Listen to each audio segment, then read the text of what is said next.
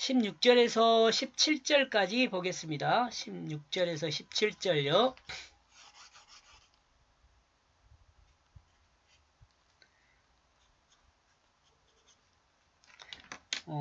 더 할 수 있으면 더 하고요. 시간이 허락되면. 앞에 시간에 그 방언 잠깐 설명하면서 시간이 좀 오버돼서 끊었습니다. 16절. 이들은 이스마엘의 아들들이다. 그러므로 이것은 그들의 정착지와 성읍의 이름들이다. 12를 한 쌍으로 한 방백들이. 앞에서 지금 12명이었거든요. 이스마엘의 아들들이 12명이었어요. 이삭의 자손은 하나님 말씀을 전하여 구원을 받을 수 있도록 섬기는 자로 있습니다. 선택된 백성이라고 말하는 것은 대개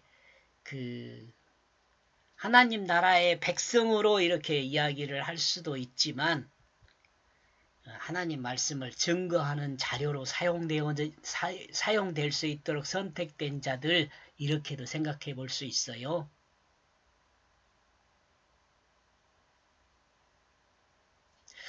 그리고 이스마엘의 자녀들은 구원받아야 할 자로 드러난다고 본다. 이 앞에 내용을 지금 정리하고 있어요. 이 말을 하기 전에 그 말 내용도 써줘야 할 것 같아요. 이스라엘이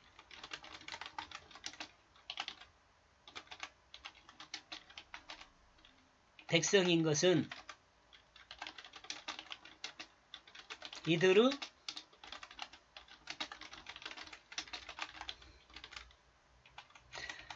하나님 백성을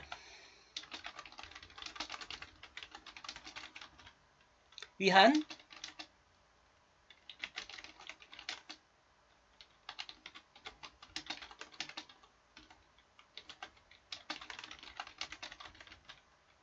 때문이란 생각이다. 사용되었기 때문이란.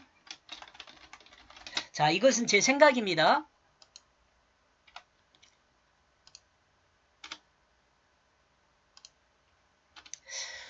우리가 한번 생각을 해봐야 돼요. 목사님들도 한번 생각을 해보고 유대인들도 이것을 한번 생각을 해봤으면 좋겠는데 공감을 안 할 것 같아요. 저는 요즘 성경을 보고 연구도 하고 또 그러면서 늘 느끼는 것이 하나 있는데 우리가 이스라엘 백성을 선택된 백성이라고 이야기하잖아요. 유대인들을 선택된 백성이라고 이야기하잖아요. 근데요. 우리가 성경을 보면서 그 유대인들이 하나님의 백성으로서 그 부족한 점이 많이 있잖아요. 유대인들도 그렇게 생각할 거라고 저는 이해합니다. 그럼에도 불구하고 성경은 그들을 선택된 백성으로 묘사하고 있어요. 그런데 왜 그러면 이들이 선택된 백성이냐? 그것을 설명한 내용이 바로 이 내용입니다. 이스라엘이 선택된 백성인 것은 이들의 역사가 하나님 백성을 구원하기 위한 그 말씀으로 선택되어 사용되었기 때문에 그렇다는 거죠. 곧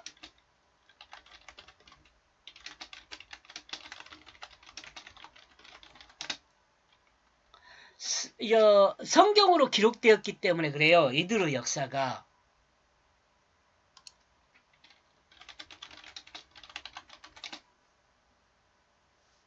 여러분이 공감 안 해도 어쩔 수 없어요. 여기서 한 걸음 더 나가면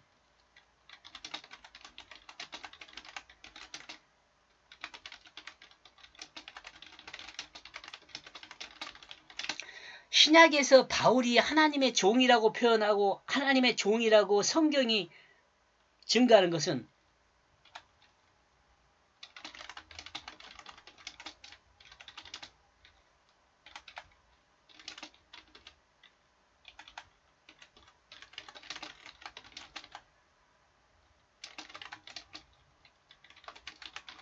바울의 삶과 언어와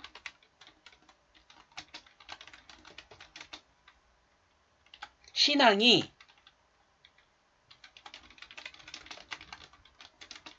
하나님의 백성을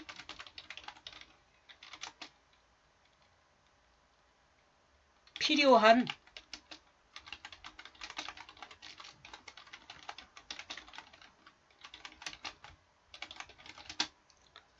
이제 이런 거죠. 또한 바울의 삶과 언어와 신앙이 하나님의 백성을 구원하는 데 필요한 도구로 사용되었기 때문이라는 생각을 하는 거죠. 이스라엘 백성과 똑같은 거죠. 예수님의 제자들도 다 마찬가지죠.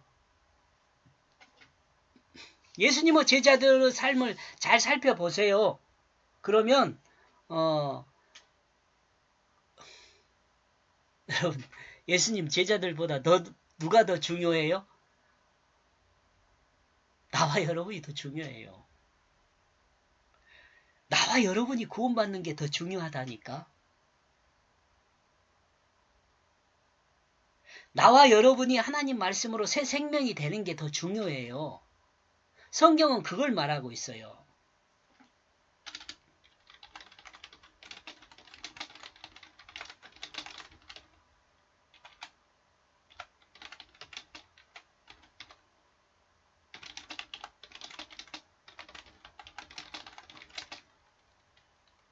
성경은 나와 여러분이 구원받는 것을 더 중요한 것으로 증거되는 말씀이다.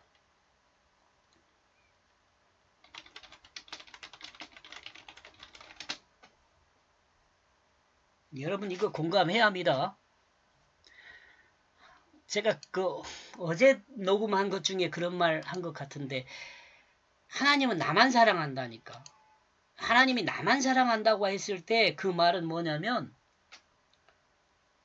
내가 구원받는 것을 하나님이 원해요. 다른 사람이 그러니까 우리가 하나님 말씀을 들으면서도 늘 나를 더 중요하게 생각해야 돼요. 필자가 이와 같이 해석은 지금 여기서 약간 무리가 있다고 여러분이 생각할 수 있잖아요. 이렇게 지금 말씀을 설명한 것이 충분히 이해한다는 거예요.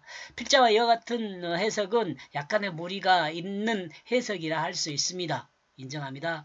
그런데 지금 이와 같이 하고 있는 것은 성경에 기록된 계시의 말씀이기 때문에 그렇습니다. 말씀이기 때문에 계시된 계시의 말씀이기 때문에 그렇습니다. 성경은 이것은 성경에 기록된 계시의 말씀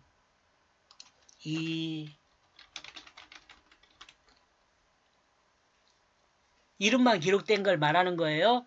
이 계시는 이삭의 자손이나 이스마엘 자손에게 국한된 것이 아니라 이 말씀을 읽는 모든 사람에게 주는 하나님의 말씀입니다. 이러므로 듣는 자나 읽는 자나 오해가 없었으면 좋겠습니다. 제 부탁이에요. 여러분이 읽으면서 또 다르게 하나님이 음성을 들려줄 수 있어요. 여기서 음성을 들려준다니까 한국말로 이렇게 들려주는 그런 소리가 아니라 여러분 안에서 소리치는 그 소리가 있어요. 성경을 읽으면 여러분 안에서 소리치는 그 소리를 들어야 돼요. 여러분 안에서 여러분을 향하여 하는 말씀이 있어요. 그걸 들어야 돼요. 필자의 이와 같은 해석은 하나님 말씀이 인간을 구원하기 위한 말씀이라는 것을 붙들다 보니 이와 같은 해석이 나온 것입니다. 앞에서 설명을 좀 했죠. 이러므로 세상의 모든 사람은 두 가지가 있다고 생각해 볼 수 있습니다. 한 가지는 복음을 전하는 사람이고 다른 한 사람은 복음을 들어서 구원 받아야 할 사람이죠. 복음을 전하는 사람도 물론 구원을 받아야 합니다.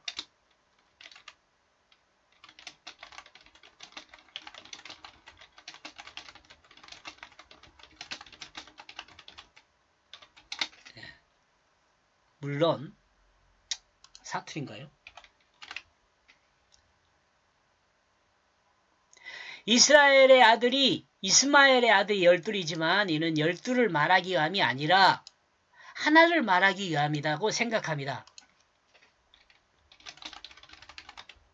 그리고 이 하나라는 모든 사람은 하나님 말씀을 듣고 이게 지금 하나라고 이야기하는 것은 하나님 말씀을 듣고 구원받아야 한다는 것을 드러낸다고 본다. 모든 사람은 구원받아야 할 하나님의 백성이란 점이다. 이 하나님의 백성을 보통 12로 표현을 해요. 그러니까 그냥 여기 12 구원받아야 할 하나님 백성 이렇게 이해한다 이거죠. 얘기는 이제 17절은 저 금방 지나갈 거예요. 조금 길게 좀 설명이 됐지만 17절 봅시다. 그리고 이것들이 이스마엘이 살았던 날들이다. 137년, 175년은 아브라함이 살았고요. 137년 이제 아브라함보다 더 적게 살았네요. 그리고 그는 죽었다. 여기서 그는 이스마엘이에요. 그리고 죽어 자기 조상들에게 돌아가게 되었다. 아마 자기 조상들에게 설명을 하고 있을 겁니다. 이스마엘은 137년을 살았습니다. 아브라함이 이스마엘을 낳았을 때 나이가 86세였습니다. 가나안에 산 지 10년 만이었습니다. 이렇게 볼 때 이스마엘은 아버지가 죽은 후 48년을 더 살았습니다. 48년. 그런데 본문은 이스마엘이 죽어 자기 조상들에게 돌아가게 되었다고 말하는데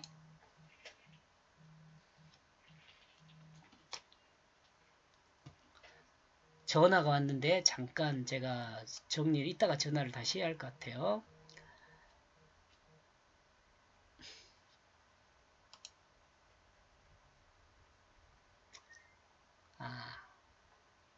그러나 영생 죽고 이스마엘은 자기 조상들에게 죽고 자기 조상들에게 돌아갔다 그러잖아요. 또한 이 부분에서 이스마엘이 영생을 얻었으나 얻었느냐 얻었지 못했느냐를 따질 수도 있죠.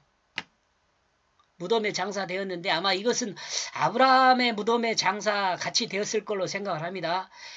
또한 이 부분에서 이스마엘이 영생을 얻었느냐 얻지 못했느냐 따질 수 있습니다. 그러나 영생에 관한 주권은 누구에게 있어요? 하나님께 있습니다. 이에 대한 부분은 말할 필요가 없다고 저는 봅니다. 그리고 구원받아야 할 그리스도인에게 자신이 구원이 중요하지 성경에 기록된 사람의 구원이 중요한 것이 아닙니다. 우리가 조금 여기서 우리가 좀 잘 이해를 했으면 좋겠어요. 그리스도인은 선포되어진 하나님 말씀의 뜻을 따라 자신이 구원받는 것이 더 중요하다는 저는 생각입니다. 분명하게 이스마엘이 막벨라 굴에 장사되었다는 기록은 없습니다. 그러나 48년 전에 이스마엘은 이삭과 함께 아버지 아브라함을 막벨라 굴에 장사하였습니다. 창세기 25장 9절에 나와 있습니다. 이스마엘이 죽어서 조상들에게 돌아갔다는 것은 아브라함이 장사된 막벨라 굴에 장사되었다는 것으로 이해할 수 있습니다. 여기까지 보겠습니다. 고맙습니다.